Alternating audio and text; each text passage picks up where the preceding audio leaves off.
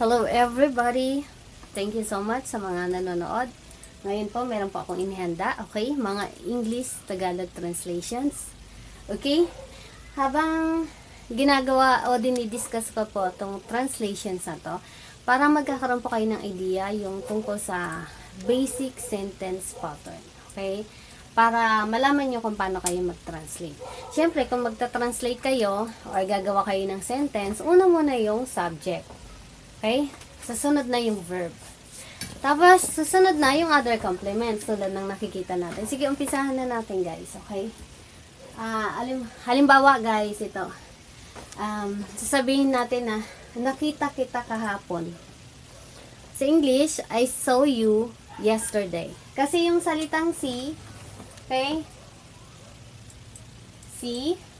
Ano po yung past tense ng see? So. Okay? So, pagtapos na so, kaya nga sabi, I saw you yesterday, kahapon. So, tapos na. So, gagamit na tayo ng past tense of the verb. Okay? I saw you yesterday. Nakita kita kahapon. Okay? Next. Number 2. Pag ang subject naman siya, okay, pag lalaki, okay, he ang gagamitin mo. He saw you yesterday. Okay? Pag babae naman, she saw you yesterday. Okay? Nakita kanya kahapon. Okay? Next. Nakita mo siya kahapon. Okay.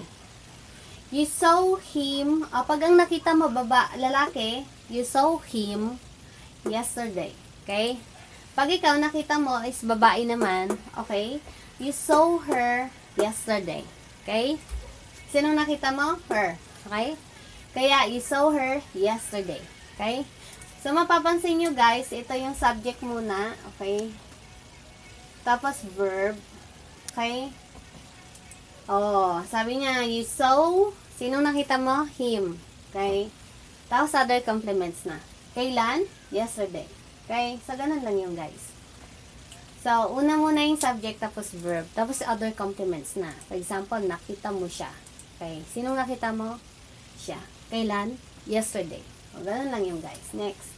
Nakita ka namin kahapon. Okay, kami. Kasama ka na, ikaw na nagsasalita, kami. Okay? We saw you yesterday. Okay? Next. Nakita ka nila kahapon. Sinong nakakita? Sila. Kaya sabi, nakita ka nila kahapon. So, ang subject is they. Okay? They saw you yesterday. Okay? So, ganun lang yung guys. So, palitan naman natin ng pangalan to. Yung you, pwede kong sabihin Jennifer. Okay? I saw Jennifer. Okay? I saw Jennifer yesterday. So, nakita ko si Jennifer kahapon. Okay? Next. Ito naman si Peter. Nakita niya si Jennifer. Okay? Peter saw Jennifer yesterday. O, ganun lang yan, ha? Okay, si Jennifer naman, nakita niya si Peter. Jennifer saw Peter yesterday. Ganon? O, ganon lang yan. Okay? Pwede mo pasabihin, Peter saw her yesterday. Kasi, babae si Jennifer, kaya magiging her to. Okay?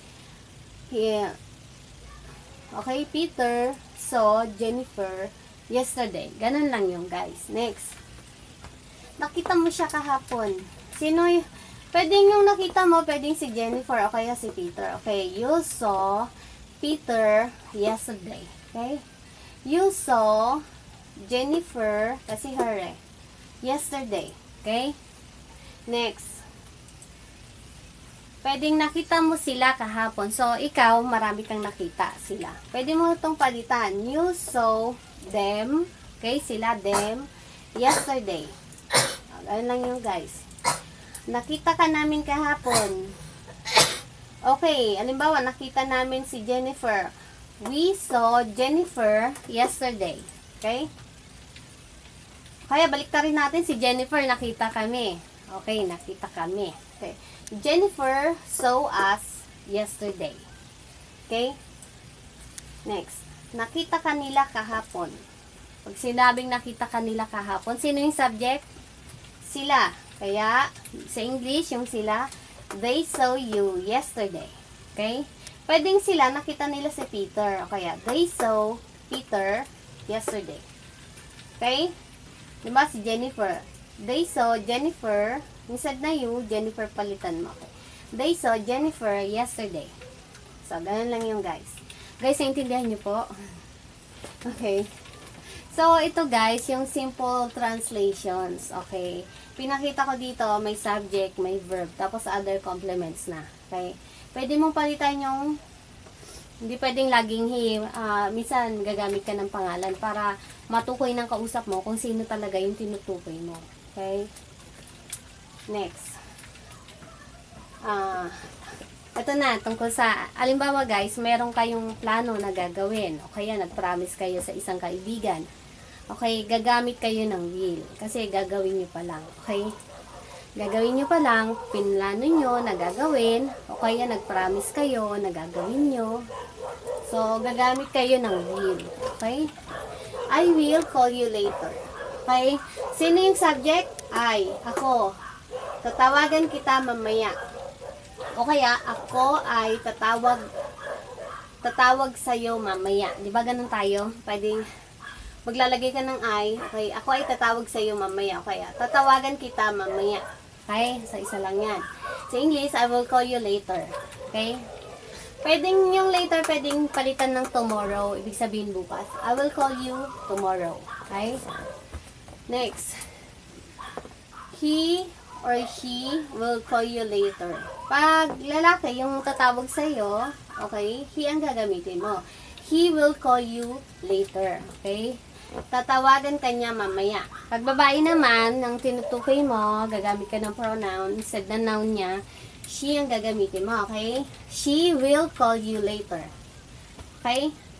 Next, palitan natin ito ng Peter. Okay? Peter will call you later. Okay? Tatawagan ka ni Peter mamaya. Si Jennifer naman. Okay. Jennifer will call you later. Ibig sabihin, tatawagan ka ni Jennifer mamaya. Okay? Next. We will call you later. Sino yung subject? We. Kami. Okay? We will call you later. Okay? Tatawagan ka namin mamaya. O kaya sa Tagalog, kami ay tatawag sa'yo mamaya. Okay? Next. Pwede yung you, palitan mo ng pangalan. Okay? We will call, halimbawa ang tatawagan namin is si Peter. Okay? We will call Peter later. Okay? Kaya, we will call Vanessa later. Kaya, we will call Vanessa and Peter later. Pwedeng marami yung tatawagan. Oh, hello guys. Gusto kong ipakita muna sa inyo guys. Gumamit tayo ng past tense of the verb. Pag sinabing past tense of the verb na, yung pinag-uusapan, wala na tayong pag-uusapan dyan kung yung verb ba may S o wala. Okay? So, mula sa word na see, okay, see, makita. Okay? Pagtapos na yung action, magiging saw. Okay, so, S-A-W. Okay? Kahit sinong subject dyan, he or she, they, we, or I, yung verb mo automatic walang S. Okay? So, lahat pare-pares na so. Kasi ano siya, past tense of the verb na. Tapos ito naman guys, gumamit tayo ng, anong ginamit natin dito? Gumamit tayo ng will. Okay? So, pag gagamit tayo ng will, ito, mapapansin niyo, kahit sinong subject or anong subject, singular man siya or plural, gagamit ka ng will plus verb. Okay? Will plus verb. Tapos, yung will plus verb, walang S, yung verb. Okay? So, guys, they will call you later. So, walang S. Okay? Natural, they siya. Paano yung she? Or he? Kasi singular siya. Mali guys, pag sabihin mo na will calls. Okay? Kasi gumamit ka na ng will eh. Basta may salitang will, walang S ang verb. Okay? Kasi hindi tayo present tense. Ano to? Future tense na pag gagamit ka ng will. Pero, Ang ano dyan, will plus verb. Okay, wala nang pag-uusapan na S sa verb. Okay, tandaan nyo yun guys ha. Thank you. So, dito na tayo sa they will call you later. Okay guys, ito. They will call you later. Yung subject they, okay, sila. Okay, sa Tagalog, tatawagan kanila mamaya. O kaya, sila ay tatawag sa'yo mamaya. Okay, they will call you later. Okay, pwedeng sabihin yung they, okay, they will call. Sinong tatawagan? For example, pangalan yung binanggit, okay? They will call Peter later, okay? Pag ano naman, iba naman, they will call, halimbawa yung customer, okay? They will call the customer later. Pwedeng ganun, okay? O kaya, they will call their relatives later. Okay? Kaya, they will call their mother later. Okay? Kasi marami silang tatawag. Next. Nabura. Next, you will call me tonight. Okay? Sino yung subject? You. Sinong tatawag? You. Okay? Sinong tatawagan? Ako. Kaya, you will call me tonight. Okay?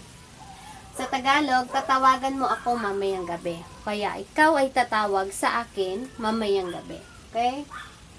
Pwede mo rin palitan ng pangalan to. You will call Jennifer tonight. Okay? You will call Peter tonight. Okay? You will call the customer tonight. Parang ganon. Okay? So, ganon lang yung guys. Pagka gagawa ka ng basic sentence pattern, subject muna. Okay? Tapos yung verb. Tapos yung other complements na. Okay? Depende kung ano yung verb na gagamitin mo. Okay? Call. Salitang call, sinong tatawagan mo? Ganon. Okay? Pag ang word mo naman, wash, ano yung hugasan mo, okay? Lalagay mo lang kung ano yung hugasan mo. Parang ganon, may connected dito sa verb. Okay, next. Pag tinanong ka, okay, gagamit tayo dito ng don't, okay, tsaka doesn't, or do not, or does not, okay? Ito yung, do not, okay? Pag piniksi, don't. Does not, doesn't. Okay? Pag tinanong ka, sabi mo, wala akong alam. I don't know. Pag sinabi mong, wala akong alam. I don't know anything. Okay?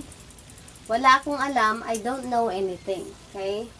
Pag ang subject naman is he doesn't know anything. Wala siyang alam. Pag babae, yung tinutukoy mo na walang alam, she doesn't know anything. Okay? Pwede mong palitan ng pangalan yung he. Peter, okay, doesn't know anything. Okay. Jennifer doesn't know anything. Okay. They don't know, ibig sabihin sa Tagalog, hindi nila alam. Okay. They don't know anything, wala silang alam. Okay. We don't know anything. Okay. Pag we don't know anything, wala kaming alam. Okay. Pag we don't know, hindi namin alam. So, ganun lang yung guys. Kaya, gumagawa pa ako ng English translations, guys. Para, yung parang, makita ninyo yung basic sentence pattern na, pag gagawa kayo ng sentence, kailangan, may subject muna. Okay? Subject. Tapos yung verb. Okay? Tapos yung verb, para kanino yung verb. Okay? O kaya, kailan gagawin yung verb. Okay, yan na yung other complements. Okay, yung complements na yan, may kinalaman sa verb. Okay? So, guys, ito, basic sentence pattern tayo. Pinakita ko lang sa inyo kung paano. Tapos, ito, yung for beginner talaga itong mga translations na to. So, guys, susunod na po yung nag-request. Gagawan ko ng video ngayon. Okay? Pakiabangan na lang po yung tinatawag nating modal verbs. Kasi yung modal verbs na yan, okay, marami po kasing nahihirapan po sa ganyan. Kung kailan gagamitin, okay, sasabihin ko po yung mga technique kung anong palatandaan, kung anong gagamitin ninyo. So guys, sabagan na lang po natin. At sana mag-likes po kayo, okay. Like and comment sa mga videos ko. Bilang suporta po. Salamat guys.